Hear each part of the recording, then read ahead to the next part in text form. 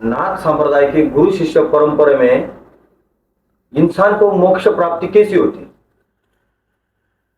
नाथ संप्रदाय, ये इसका जो इसकी जो महत्वाकांक्षा है, ये इसका जो एम है या इसका टारगेट जो है वो मुक्ति का ही है। क्या चाहे तुम तांत्रिक रूप से तुम सिद्धियां प्राप्त करो, चाहे अघोरी रूप से तुम उन चीज़ों को प्राप्त करो, अघोरी सिद्धि, जो कुछ भी हो, भक्ति प्राप्त करो, जो कुछ भी प्राप्त होता है ना, उसको ऐसी साधना गुरु लोग देते हैं कि धीरे धीरे सारा छूट जाता है।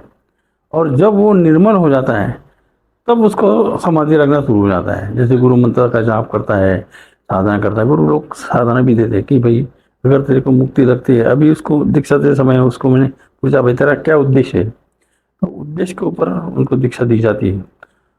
तो इस प्रकार से धीरे धीरे धीरे उसका माया के प्रति जो आकर्षण होता है, जो आसक्ति होती है, वो धीरे धीरे खत्म हो जाती है।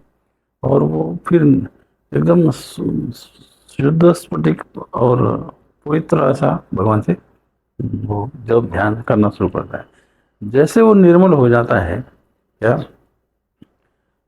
चैतन्य आना शुरू हो जाता है। क्या पहले तो स्वच्छता है, फिर उसमें निर्मलता आती है। हम जैसे झाड़ू मारते हैं, धो देते हैं, यूँ तो क्या उसके बाद फिर निर्मलता आती है। उसके बाद क्या आती है? पवित्रता आती है। पवित्रता आने के बाद फिर चैतन्य आता है। तो ये चैतन्य आता है ना, तो वही परमात्मा है। क्योंकि जो चैतन्य पूरे ब्रह्मांड में है, तो चैतन्य के पास जाने के लिए हमें जिस प्रकार हम हमारा मंदिर, हमारा घर करते हैं स्वच्छ सुंदर पवित्र, उसी प्रकार शरीर को भी करना पड़ता है। और वो साधना करते करते गुरु के द्वारा, गुरु कृपा से हो जाता है। जैसा उसका तन मन धन जो कुछ भी है वो पवित्र हो जाता है। क्या लेकिन शुद्ध पवित्र होते ही चैतन्य आना शुरू हो जाता है। और उसके लिए बाबा जी नाथ संप्रदाय में गृहस्थी गुरु का भी दीक्षा दी जाती है और सन्यासी गुरु जी की भी दीक्षा दी जाती है। नाथ संप्रदाय में ना, हाँ, हाँ देते हैं। तो गृहस्थी गुरु से मोक्ष प्राप्ति होती है हाँ हाँ, उसके। नहीं गृहस्थ गुरु से नहीं। हाँ, वही तो। गुरु तो मैंने कहा ना, गुरु ब्रह्मज्ञानी होना चाहिए, हाँ, सन्यासी होना चाहिए, ब्रह्मचारी होना चाहिए, हाँ। उसको आत्मज्ञान हुआ होना चाहिए। उसी से ही ये वही मार्ग दे सकता है मुक्ति का। बाकी तो अपेक्षित कार्य के लिए तो किसी को भी गुरु बना लेते हैं आजकल। ये गृहस्थी लोग भी गुरु बन जाते हैं। गुरु माँ भी गुरु माँ दोनों को पूछते हैं। बहुत सारे बड़ी बड़ी संस्थाएं हमारे हरिद्वार में तो जैसे गायत्री वाले, ओम शांति वाले, ये प्रकार के जो लोग हैं, ये गृहस्थियों ने परमार्थ मार्ग के लिए किया है। लेकिन मोक्ष मुक्ति वही दे सकता है जो वाकई इस संसार से मुक्त है, स्वतंत्र है। क्या वही मुक्ति का साधना देके सामने वाले शिष्य को मुक्ति दिला सकता है।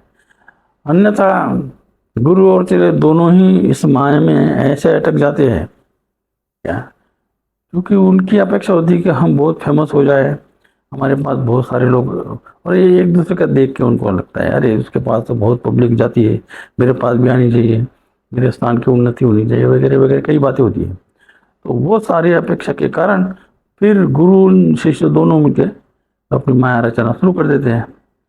तो उसमें कोई मुक्ति का ऐसा कोई ये नहीं।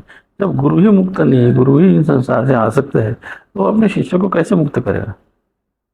क्योंकि जब भी गुरु शिष्य को दीक्षा देता है तो शक्तिपात करता है, किसी न किसी रूप से उदय हो जाता है। तो शक्तिपात जब होता है तो वो इस प्रकार का मुक्ति का होता है नाथ संप्रदाय का। वो उसको मिलते ही फिर वो उस मार्ग को चलता है।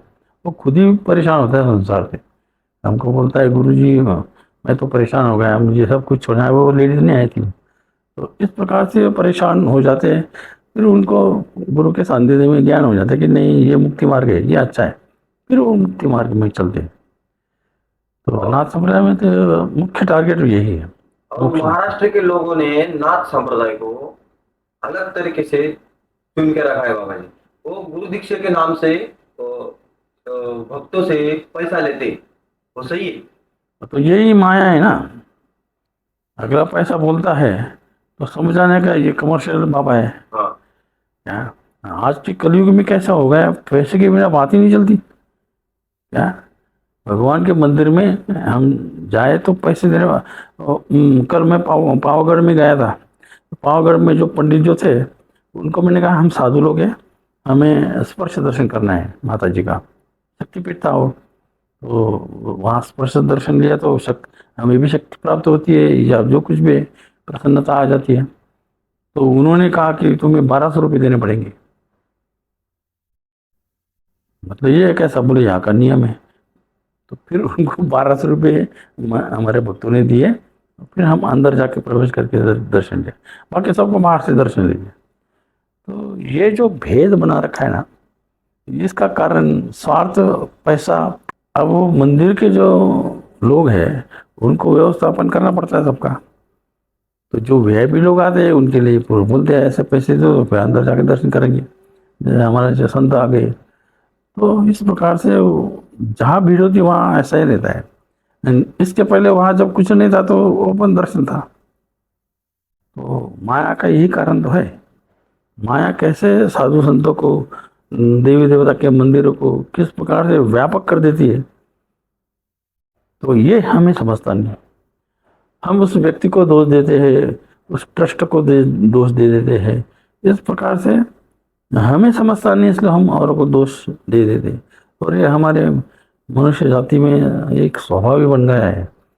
काम नहीं हुआ तो दोष देना शुरू, काम नहीं हुआ तो फिर उसमें कमियां आनी है, यूँ है क्यों, इस प्रकार से। तो ये स्वाभाविकता है, प्राकृतिकता है। तो इसलिए ना उनकी गलती है ना हमारी गलती है।